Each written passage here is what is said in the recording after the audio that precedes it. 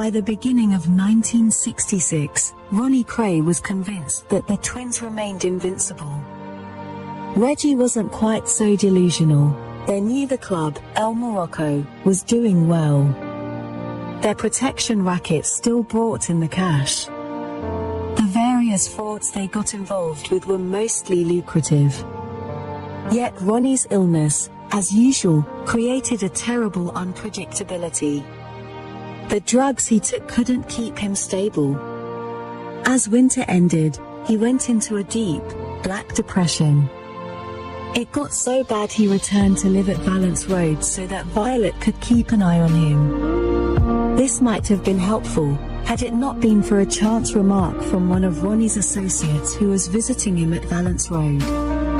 The man was probably trying to curry favor with Ron.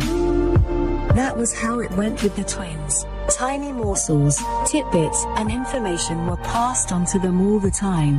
A verbal Twitter feed where the consequences could be lethal. On hearing that a minor East End villain called George Cornell had been seen in a local pub, the blind beggar in Whitechapel High Street, a horrific scenario ensued. Effectively, George Cornell was an old adversary of Ron's from many years earlier. On one occasion, Cornell had beaten Ronnie up very badly, something Ron would never forget. Nor had he overlooked a more recent story told him by another henchman, which was that Cornell had been overheard calling Ronnie a fat poof. Paranoid and hyperactive, the news that Cornell was close by sent Ronnie into a frenzy. In his crazed mind, he was consumed by the fear that Cornell was out to kill him, so he decided that he'd better sort him out once and for all. Within a short space of time he'd retrieved his 9mm German Army Luger automatic from its hiding place under the floorboards. Then he and Reggie went for a drink at the Lion Public House in Stepney. As they left the pub, Ronnie propelled two of his minders, Ian Barry and John Scotch Jack Dixon, into a car en route to the Whitechapel Road and in the direction of the blind beggar. Once outside the pub, Ron alighted, told the others he would only be a few minutes and asked Ian Barry to go into the pub with him. It was early evening, the 9th of March, and the blind beggar was half empty. Cornell was seated at the bar, his first pint of the night on the counter before him. And it was all over in a matter of minutes. Ian Barry strode into the pub, firing a warning shot at the pub ceiling. Behind him, holding his gun, came Ronnie. He marched up to Cornell and shot him at point-blank range, directly into his forehead. As the victim tumbled to the floor, Barry and Ron marched out and into the waiting car and were driven off into the night, a completely senseless crime. When Ron, on a distressingly manic high from the killing, told his twin what he'd done, Reggie went potty. All his hard work had been for nothing. His worst fears were coming true. His brother had committed the ultimate crime, which would drive everything they'd achieved away from them. And it would directly propel them into a prison cell for life. Had Ronnie killed Cornell a year or two beforehand, he'd have faced the hangman's noose. The death penalty for murder was only abolished in England in November 1965. Later, when they all continued drinking in a pub in nearby Walthamstow, a news item came on about the shooting in the blind beggar. The man who had been shot had died on the way to hospital. "That's good," Ron said. "Dead men can't speak." Yet when Reggie had stopped cursing his brother, he still did what he always did, a well-organized mop-up job. He told Violet that if the police came to the house, to say nothing. He organized a local safe house for Ron to lie low in and got him there, with a minder to keep an eye on him. Then he made sure that all the witnesses in the pub knew exactly what would happen to them if they opened their mouths about what they'd seen. If he was already troubled by his obsession with Frances, his compulsion to remain in control of her life, even as her doorstep Romeo, The killing of Cornell seriously compounded all Reggie's woes and fears. The Shays, he reasoned, had already done their best to wreck his marriage. Now Ron had lost control and he would have to look out for him even more carefully or he'd drag Reggie down with him. The madman was now in charge of the asylum. This was a pointless murder carried out by a homicidal schizophrenic. It wasn't even a brutal attack in a darkened East London street. It had been played out on a stage, in full view of the pub's staff and customers, witnesses to the senseless slaying. It could have been an open and shut case as far as the law was concerned. Everyone in the East End heard what had happened, the rumors and the stories spread like wildfire. Yet the witnesses, too terrified of Kray retribution to open their mouths, could not tell the police the truth about how, in a half-empty pub, George Cornell lay dying from a gunshot wound on the floor. They were sorry but they knew nothing. On the 22nd of March, just under 2 weeks after the murder of George Cornell, Francis visited a firm of solicitors called Lowe and Company on Kingsland High Street, Dalston. The purpose of the visit was to legally change her married surname from Kray back to her maiden name of Shay by deed poll. I believe these two dates in March are connected. Frances and her parents would have heard all the gossip and stories about what Ron had done in The Blind Beggar. Being married to a criminal was bad enough, but being the wife of a man whose twin had committed murder, and seemingly got off scot-free put everything on a different level. At least, Elsie would have argued, Frances would no longer be a Kray. Their name, therefore their reputation, would be rescued. Once she'd sorted this out, Frances made it known to Reggie that she wanted a legal end to the marriage. The marriage had not been consummated, therefore there were grounds for an annulment. Typically, on hearing this, Reggie resorted to devious tactics. Okay, he said, he would handle the petition through his solicitors. He'd talk to them tomorrow. Of course, he did nothing to push this forward as she wished he would. Reggie Kray's marriage annulled, for non-consummation, no way. Bad for the image. He didn't even dare to think what Ronnie's reaction would be. Yet the death of George Cornell, while not directly connected to Reggie, told the Shay family, in no uncertain terms, that what they were dealing with had now gone way beyond anyone's control, including the law. The name change was merely a sad attempt to disassociate themselves from it all, to save the family from being besmirched by the twins' reputation. In the end, alas, this didn't work. Reggie Kray was far too cunning, as future events would demonstrate. There were other consequences as a result of the Cornell killing. That summer, there was a noticeable decline in the twins' fortunes. As much as Ronnie loved reliving the moment when he shot Cornell, there are ugly stories that he told people he reached orgasm when he pulled the trigger, and while he had convinced himself that his status as a gangster was now elevated by the murder, not everyone that did business with the twins saw it the same way. He'd pushed the boundaries way too far. Some of the twins' valuable minding contracts with club owners ended abruptly, with a big payoff, of course. Other business started to drain away. Ever mindful of their reputation, Ron started to scheme, to dream up ways to retrieve their standing, show themselves to the world as a force for good again. Yet again, his fantasy world took over. And in the midst of all this, Reggie ran between the two situations, trying to cope with Ronnie's mania and worrying about the health of his estranged wife. Despite all his efforts, he'd even persuaded her to take a short weekend trip with him, that spring, to Devon, where they visited the twins' old friend Frank Mitchell in Dartmoor prison. Frances remained, as she had been for some time, extremely nervous. There were bad headaches and frequent spells of bleak depression. She was now more or less dependent on her medication. The smallest thing could upset her, have her reaching for her packet of pills, legally prescribed by the doctors and now a consistent feature in her life. She was in a bad way.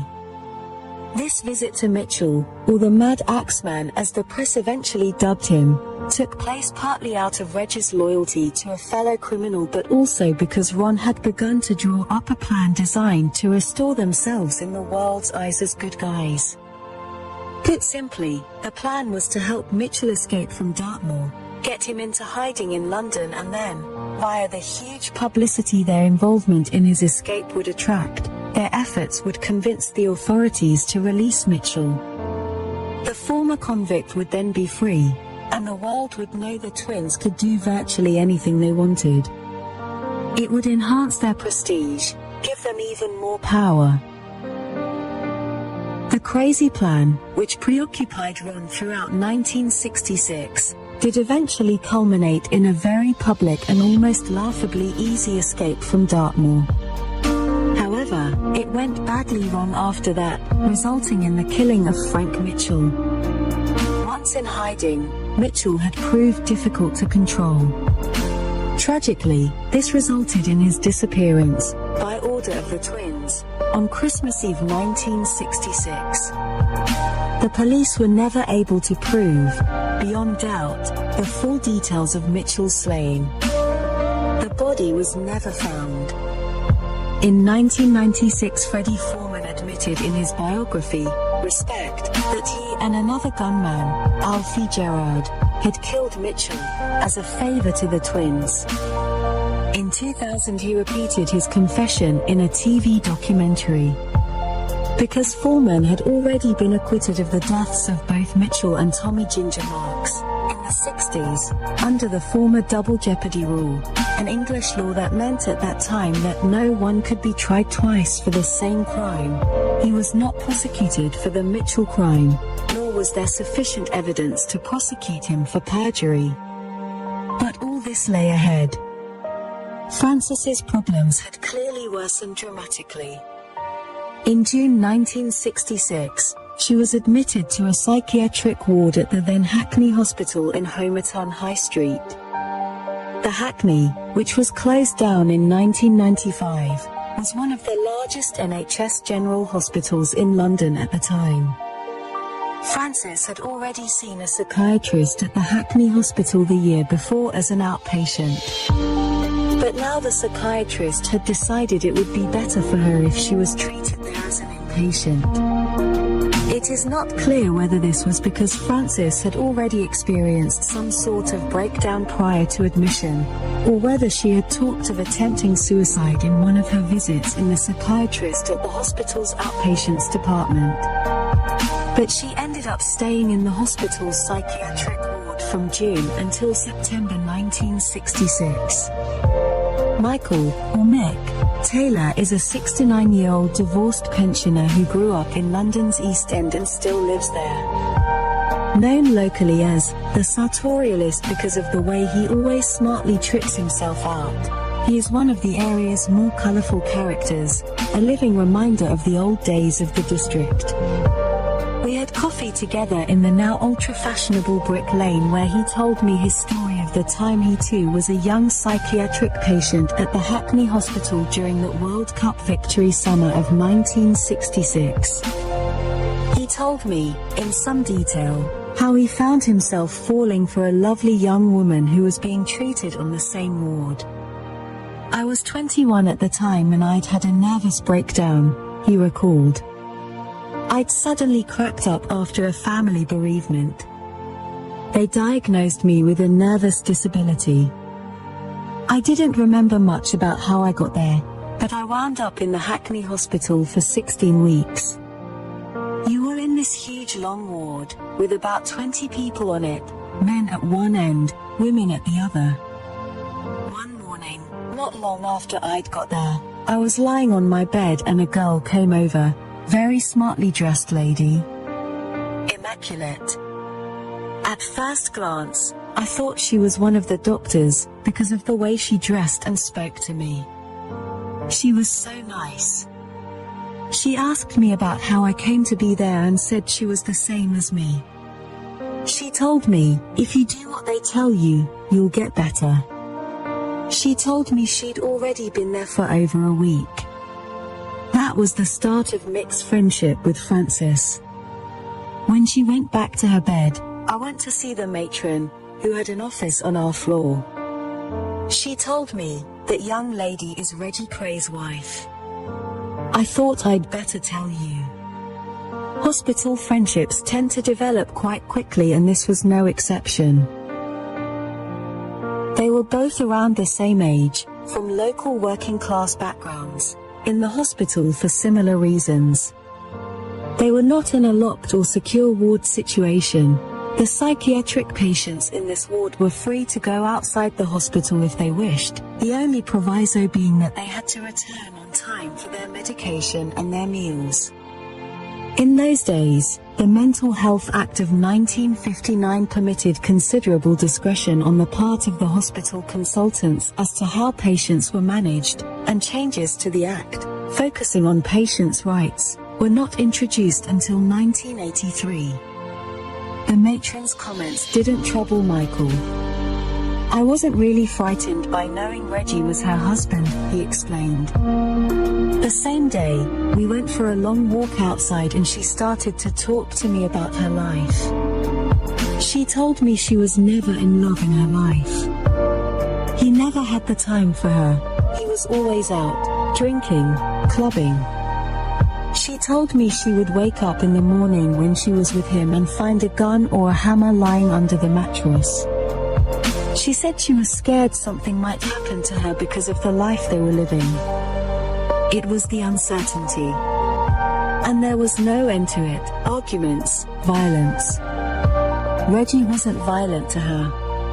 But she said Ronnie was always threatening her, telling Reggie to get rid of her. Reggie treated her well. She could have anything she wanted. She never went to work, in a way he had her entire life. But she couldn't take Ronnie. Him and Reggie had to be together all the time. They were a fighting force. During those weeks in the hospital, Taylor said they were both given shock treatment, ECT, electroconvulsive therapy, as well as drug treatments 4 times a day. They'd give us drugs like Valium. The drugs made you docile.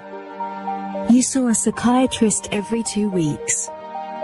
I had to sit in front of a group of people who would interview me, ask me questions. I had shock treatment twice. I didn't like it. You didn't really know yourself for a couple of hours until the effect wore off. My hair was pretty long then, and her hair was long and shiny. A kind of glue was used when they put the electrodes on your head, so that afterwards part of your hair was stuck together. She managed to get it off. She really cared about herself, her appearance. One week I remember her having it twice, then once the following week, but I think she had it more than that, over 5 or 6 weeks. She said it made her forget about the life she was living. She was so scared. Mick Taylor also recalled that Frances had confided that nothing had ever happened with Reggie. They never consummated the marriage. I felt so sorry for her. She was a good-looking girl. Small, cuddly, warm. I can still see her now, wearing a bright red jacket with a tartan skirt with black slingbacks, quite high. The shoes cost a lot of money. All her clothes were immaculate. She told me she was going to go in for a divorce. She was going to sort that out. The marriage was over. There was never any love there. She told him, Taylor explained, that she wasn't scared of Reggie but of Ronnie. Why he married her, I don't rightly know. She said every time they went out as a couple they were never actually together. He had to go here, there, she would be sitting there with people around her. But never her husband. Everywhere she went she'd have minders, people driving her around. At home she was either with a minder or someone else, family. She told me she was scared of Mrs. Kray. She could never do anything without her knowing. Wherever she went people would point, "There's Reg's wife." That summer, the pair wandered around the area during the day, enjoying each other's company away from the hospital ward. We'd go for a walk across Hackney Marshes for a couple of hours. We even went to the Spread Eagle pub next door, but the governor of the pub, once he found out who she was, told us to stop coming. I wanted to take her to meet my family, but they were also too scared to even meet her. Her mum would come to see her every other night for an hour or so. Her mum was very quiet, but she had a fierce look on her face. Her dad, Frank, was a quiet man too. Her brother and his girlfriend came to visit too. Sometimes they'd come on their own, without each other. I got on well with them, they seemed like very nice people. But I could see her mother didn't like me, I guess because she saw how friendly we were. On weekends they were sometimes allowed to go back home if they wished. Mick recalled the twins visiting Francis on 2 occasions. The first time they came, they talked to Francis downstairs, away from the ward. The second time, she spotted them walking into the ward from the other end, and then she went a bit haywire. I remember her pushing Ronnie out of the way. "Go away." Then she started crying. But Ronnie was Reggie and Reggie was Ronnie. You couldn't divide them. Ronnie made sure of that. All the staff at the hospital were aware of the friendship. They did warn me, "Don't do anything stupid or get involved in any way, Michael. Behave yourself," they said. And I did. I knew I had to do that from the very beginning. I was scared of the Krays. But I was a patient in Hackney Hospital. They certainly didn't make themselves busy when they came in. They came in like gentlemen. As far as Reggie was concerned, I was a mental case. They couldn't touch me. Or her. As their friendship developed, Frances confided that suicide had been in her thoughts. But she said she didn't have the guts to do it. Reggie had taken her to a Harley Street specialist, but she said the drugs he was giving her were making her worse. When she told them this at the hospital, they didn't want to know. She told me the drugs the West End doctor gave her made her high, then low, then depressed.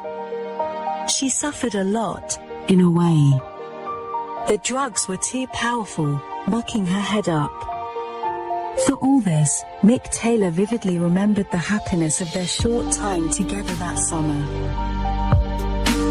She'd buy me the odd gift, a tie, a handkerchief. Someone would always bring her whatever she needed in cash. I'd buy her the odd meal. One day we went to Bloom's in Whitechapel. Another time it was Leon's tea shop, near Aldgate Station. She was quiet, but she wasn't a stupid girl. When you talked about things, she knew what she was talking about. Part of her was quite religious. There was a church at the back of the hospital. We used to go and sit there sometimes. When you went out, she always walked on the inside as we went down the road. As a Cockney, you were taught certain things as a boy, how to behave, chivalry towards women. We respected each other. He told me the relationship gradually developed into displays of physical affection. Yet he was acutely conscious of where the lines were drawn. There was a bond between us. She made me happy. I do remember the day I first kissed her, on the grass at Hackney Marshes. "I am glad I met you," I said, then we kissed. She said, "I'm glad I met you too." She needed that affection.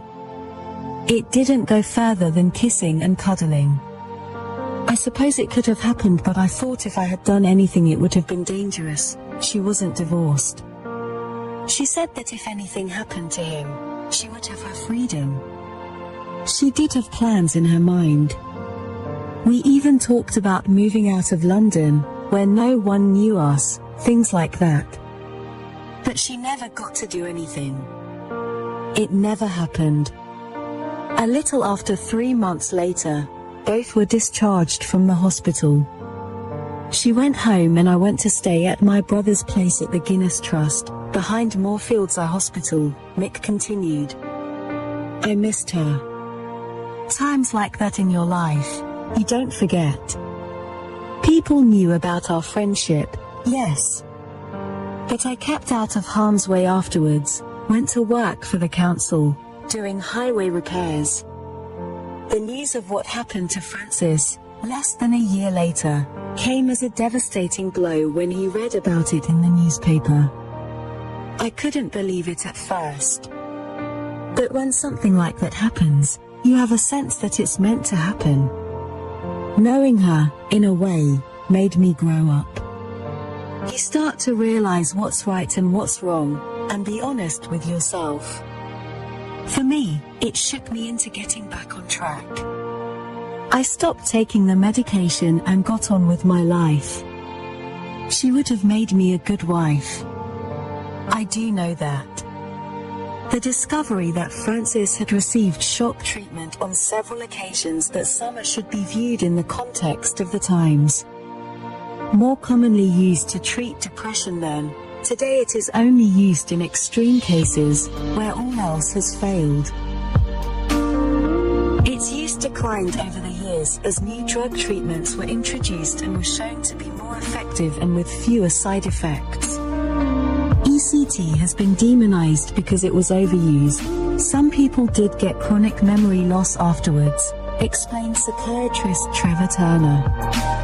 Also, they used to give it without modifying drugs, which resulted in shaking, foaming at the mouth, very scary reactions, and people have retained that powerful image of it.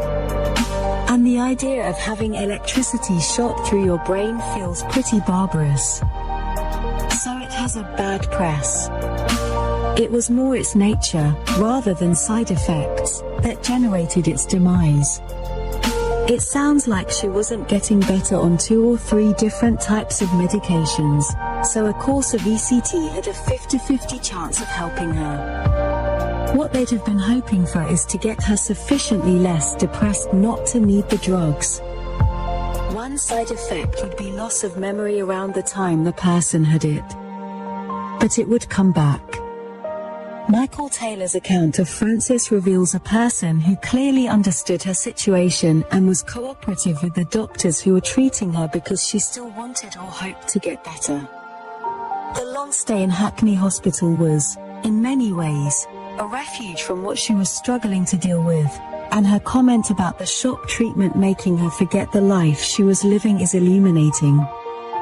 Not only had she admitted to Mick Taylor that she was already contemplating suicide as a way out, but also that it was obvious to her that the treatment for her depression offered various ways of forgetting for good. Yet the young woman who came out of hospital that autumn just before her 23rd birthday was, sadly, nothing like the beautiful bride of David Bailey's photos. She did lose a lot of weight after she came out of Hackney Hospital, remembered Rita Smith. I saw her in the car and, looking at her, you could tell she wasn't getting better. She was far away. Maureen Flanagan remembered seeing Frances briefly at Valence Road that autumn. On the day in question, Reggie was nowhere to be seen. Either she'd just popped in to say hello, she recalled. Or maybe Violet had been in touch, asked her round. She didn't look like the girl I'd met a few years before. She looked drawn, like someone who had just given up. It was all too much for her. She could never be scruffy or untidy, but she had no makeup, pale, white as a ghost, like a little will-o'-the-wisp, not really there. After she'd gone I said to Violet, "She doesn't look like she's with us." "I thought that," said Violet. She looked weak, like she should be in hospital. The sad truth was that despite the efforts of the medical profession to help Frances, really, nothing had changed at all. She was still trapped in the Kray web, shunned by many out of ignorance and fear, still haunted by those weeks when she'd been chillingly exposed to the sordid truth about Reggie's way of life. As for the twins, rumors now persisted that the police were poised to arrest them for Cornell's murder. At one point the murdered man's widow, Olive, had been round to Fort Valence at night and smashed the windows, screaming at the top of her voice that Ronnie had killed her husband, much to Violet's disgust, as if her boy would do anything so bad, she tutted. Such stories were common currency in the pubs and drinking clubs of Bethnal Green and the East End. They soon got back to Ormsby Street. The next thing everyone heard was that the twins had flown the coop to Tangier, Morocco. As John Pearson recorded in The Profession of Violence, Ronnie enjoyed the Arab boys. Reggie invited out a hostess from the Latin Quarter Club in London. During her fortnight with him he never once referred to Frances or the East End. But the holiday was cut short. The twins' notoriety now trailed behind them everywhere. The chief of Moroccan police arrived in person at their hotel to inform them they were undesirable aliens. John Pearson said, 2 seats were booked for them on the next plane back to London, when my research later unearthed a short handwritten letter addressed to Frances dated the 17th of October 1966, posted in Tottenham, London. Another tragic piece of the jigsaw puzzle surfaced. The note, from someone with a Greek-sounding surname, indicated that Frances was buying street drugs. Whatever Frances was hearing or being told about Reggie via the local whispers and the rumors at that time, they would only have served to exacerbate her fears, her terror. The unhappy young woman was now embarking on a perilous road towards self-destruction.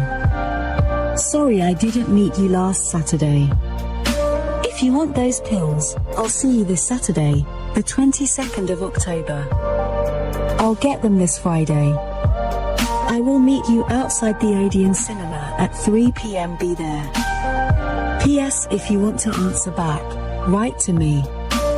Please answer if you are not coming. The same day the note was posted, the 17th of October, Frances was admitted to St. Leonard's Hospital in Nuttall Street, Kingsland Road, as a result of an overdose of barbiturates she had taken at Ormsby Street. Frank Sr. had found her only just alive, and called the ambulance in time. Fortunately, St. Leonard's was just a few minutes away from the house.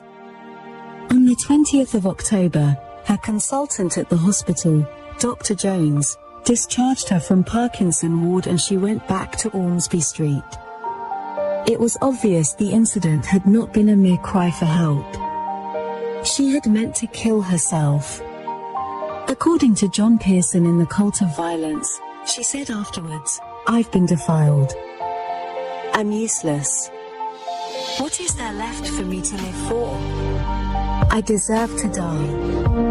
Whether she deliberately tried to obtain the street drugs for a planned suicide attempt and managed to source them elsewhere remains unknown. But as Trevor Tanner pointed out, you can't stop someone buying street drugs. Most psychiatrists are quite streetwise. You have to be aware of the world as it is.